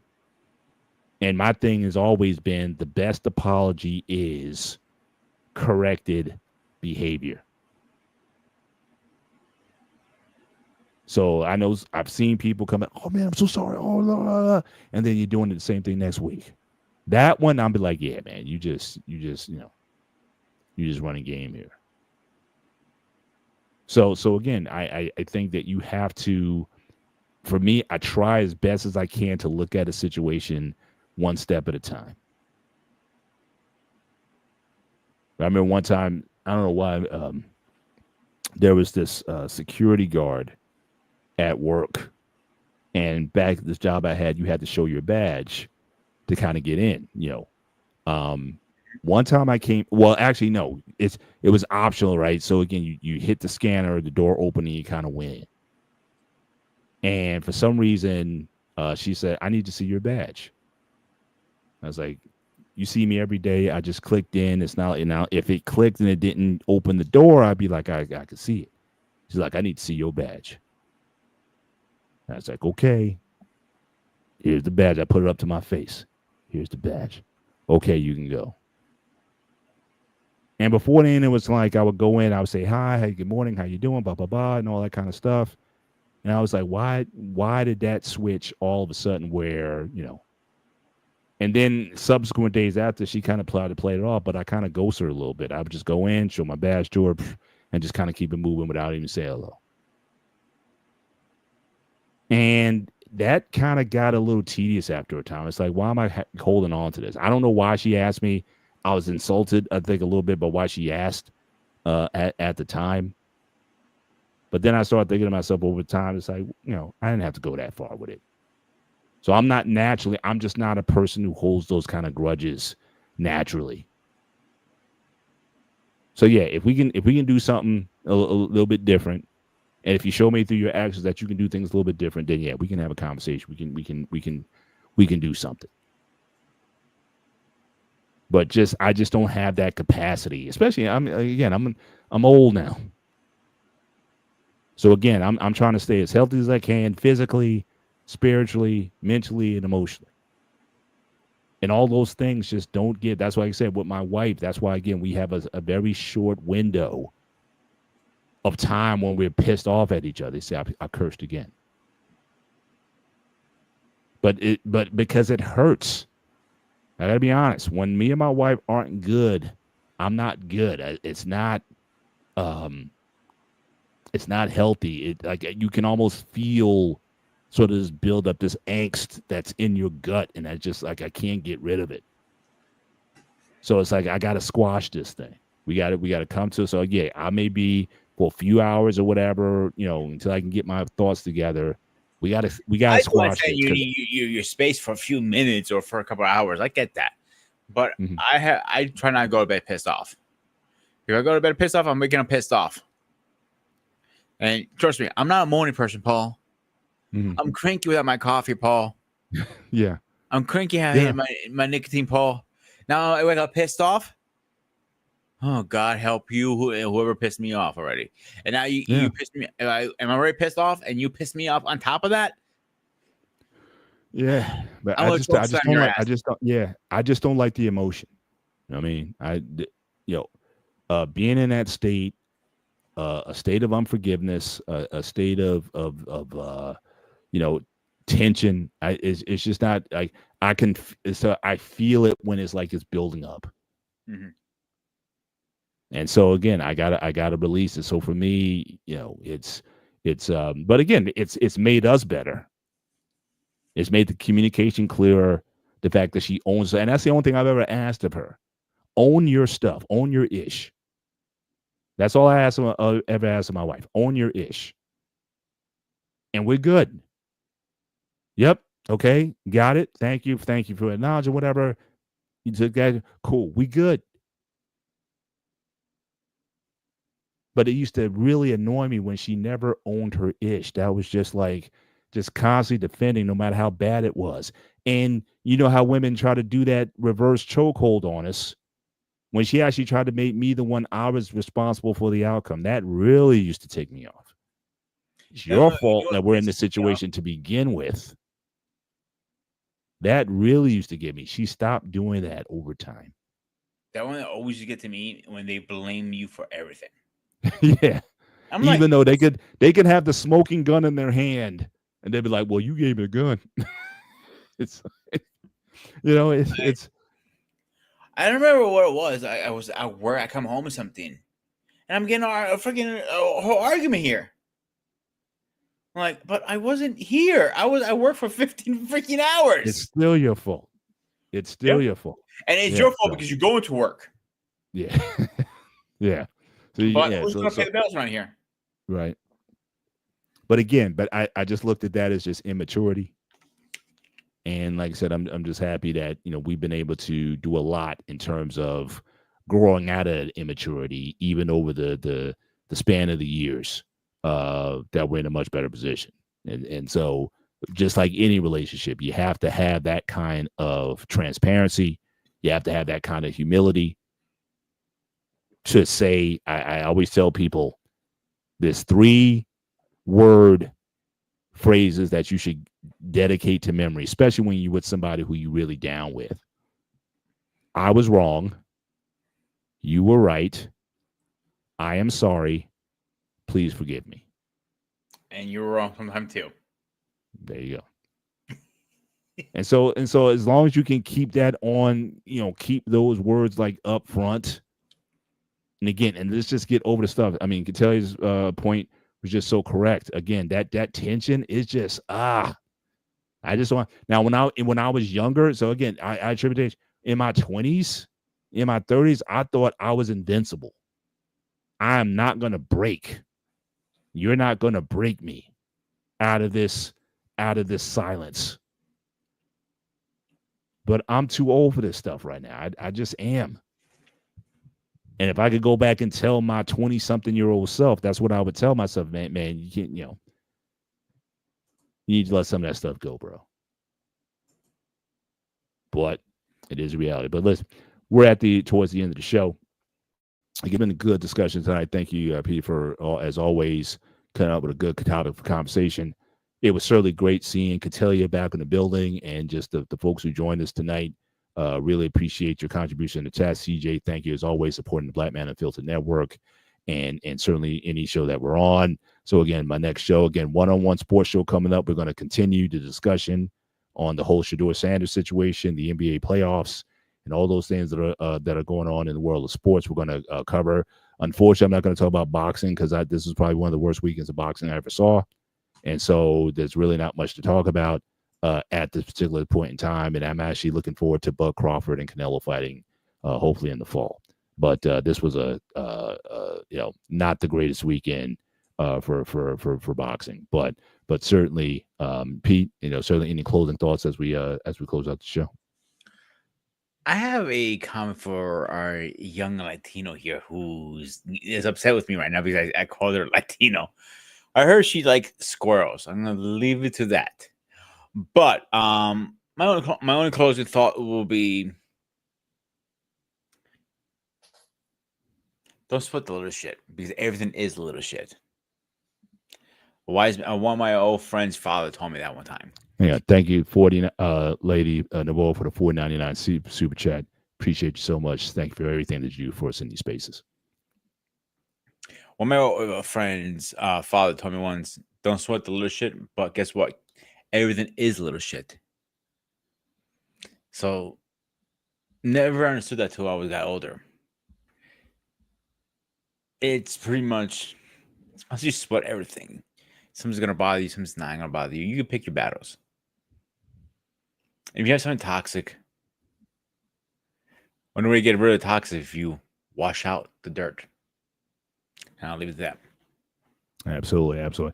Yeah, man, Jarrell, we can talk about some, obviously, Conor Benn and Chris Eubanks Jr. So that was a great fight for last week, but this was like the big one. The Zone was trying to charge $90 for an awful suite of fights. Again, not what we're talking about. But yeah, we can get into that.